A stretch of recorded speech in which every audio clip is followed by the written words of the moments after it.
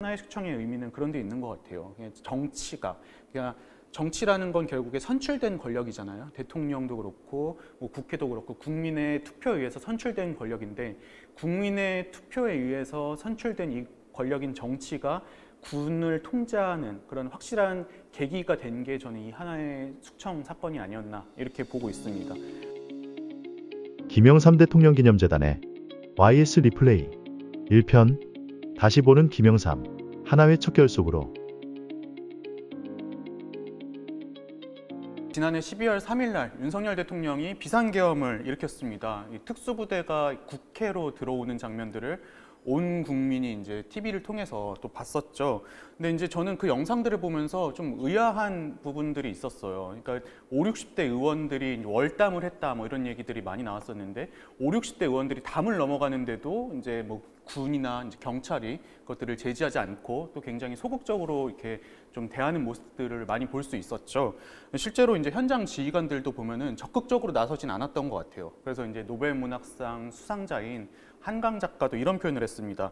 이 젊은 군인들 그리고 경찰들이 보였던 소극적인 태도가 굉장히 인상적이었다, 이렇게 평가를 했는데요. 그 12월 4일 자정이 넘어서 새벽 1시에 이제 국회에서 계엄 해제 요구안을 이제 결의를 했습니다. 그래서 이제 통과가 되고, 실제로 이제 그 계엄 해제 요구안이 통과되자마자 군인들이 이제 아무런 뭐 충돌 없이 그냥 순순히 이제 철수하는 모습을 볼 수가 있었죠. 저는 그 장면이 이 군에 대한 우리 국회 정치의 확실한 통제를 보여주는 장면이 아닌가. 그렇다면은 이제 군이 만약에 정치 위에 있었다면, 그러니까 정치를 장악하고 있었다면 어떤 일이 벌어졌을까? 저는 이 부분에서 굉장히 좀 무서운 생각이 많이 들더라고요. 우리가 이제 이때 얘기가 많이 나온 게 하나회에 대해서 얘기 나왔는데, 그렇다면 우리가 이제 하나회란 어떤 조직인가를 먼저 좀 살펴봐야 될 것 같아요. 하나회가 이제 전두환, 노태우를 비롯한 정치 군인들의 뭐 비밀 사조직이었다, 이거에 대해서는 많은 분들이 알고 계시는 것 같습니다.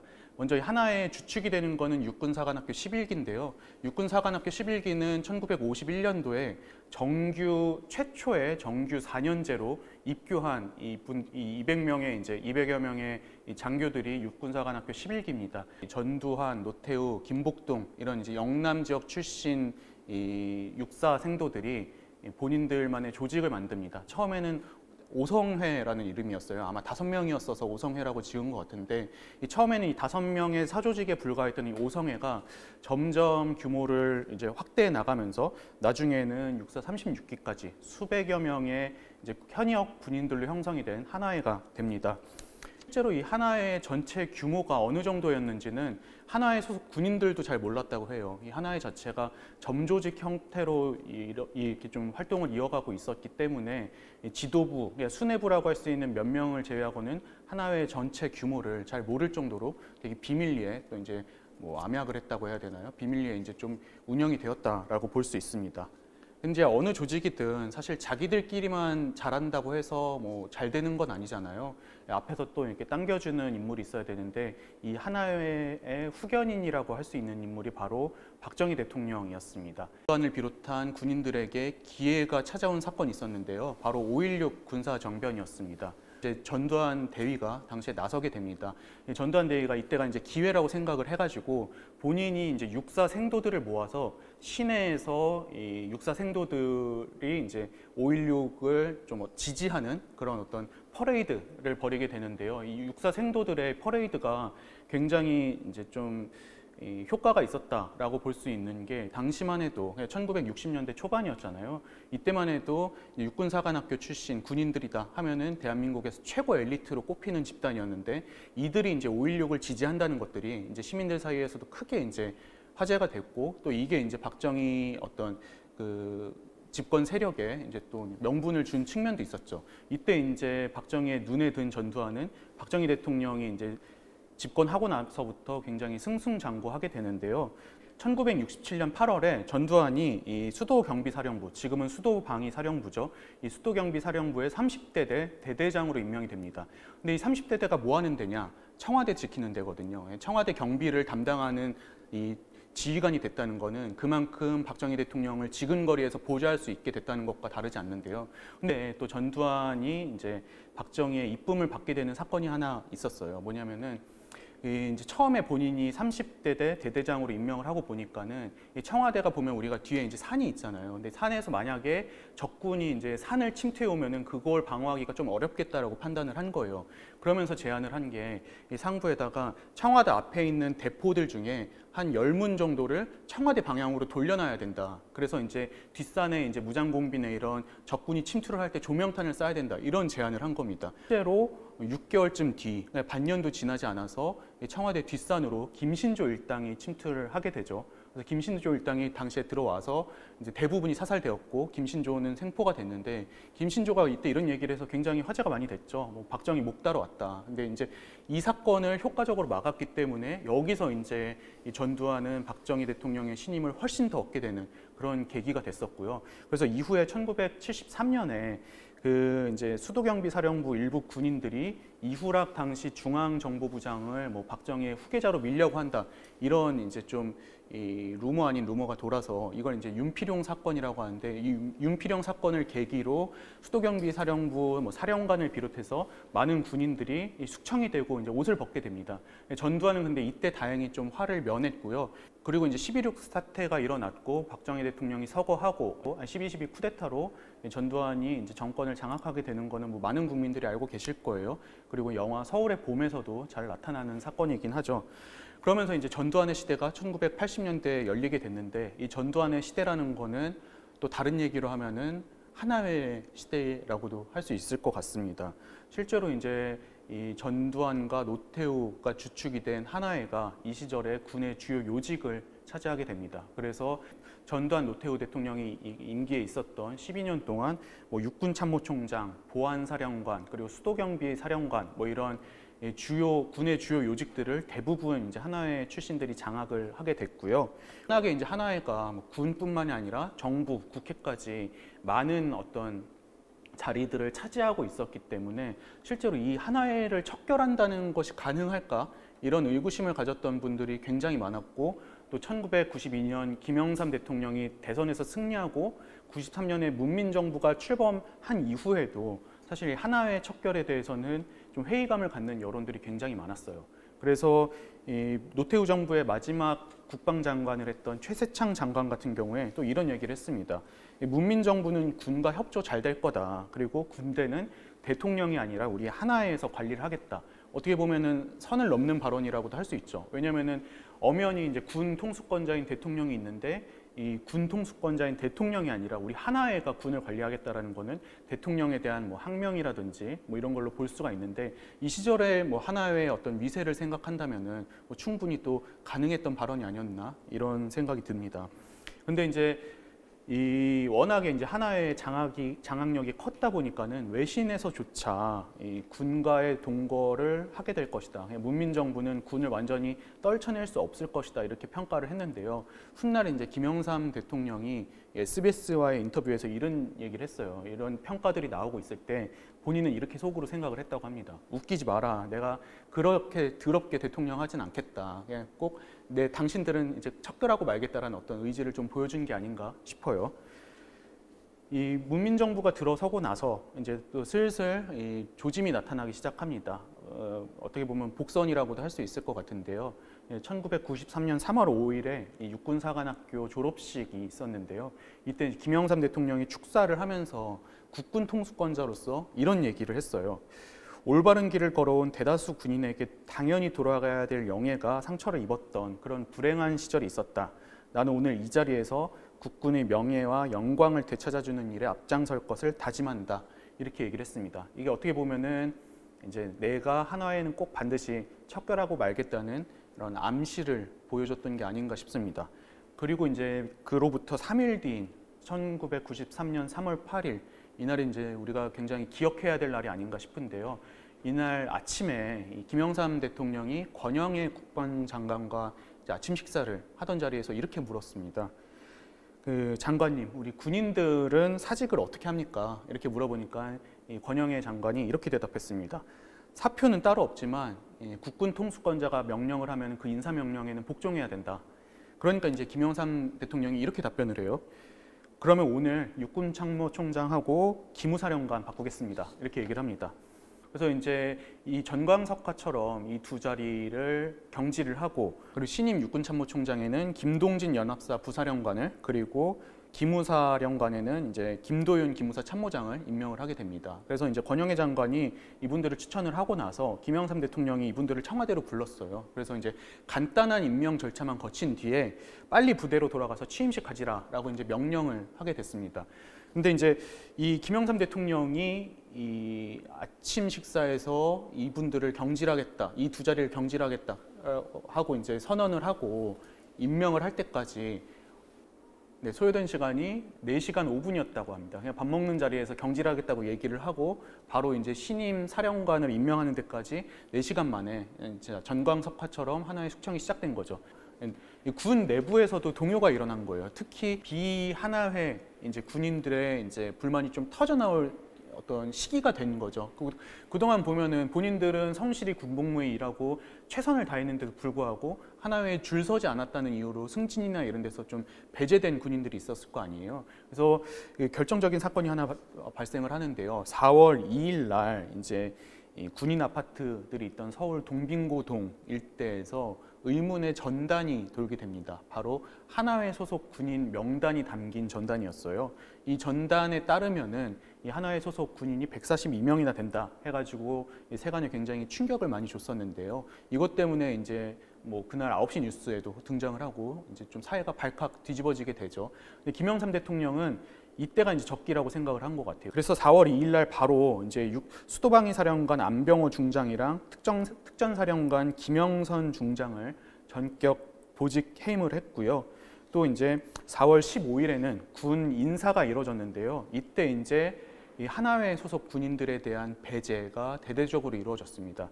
그래서 이 김영삼 대통령이 권영애 장관과 이제 아침 식사를 하면서 하나회 척결 의지를 밝혔던 3월 8일부터 이제 3개월 만에 무려 18명의 장성이 이제 옷을 벗게 됐는데요. 그 별 개수만 해도 40개가 넘었다고 해요. 그래서 이게 얼마나 빠른 속도로 이 당시에 하나의 숙청이 이루어졌었냐면은 너무 많은 별들을 한꺼번에 날리고 또 한꺼번에 임명을 하다 보니까는 이제 임명식이나 이런 걸 할 때 계급장을 달아줘야 되는데 계급장에 달아줄 별이 부족했던 거예요. 제작이 안 돼가지고.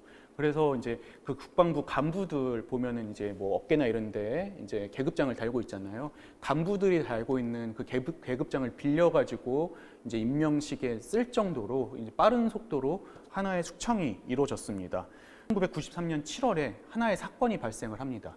바로 서울 용산의 한 고급 음식점에서 당시에 이제 하나회 소속 핵심 멤버였던 이충석 소장이 이 하나의 숙청에 대해서 엄청난 불만을 터뜨린 거예요. 당시에 이충석 소장이 완치를 해가지고 아니 군을 뭐 이런 식으로 막대해도 되느냐, 새 정부 출범하고 나서 군이 너무 일방적으로 매도당하고 있다.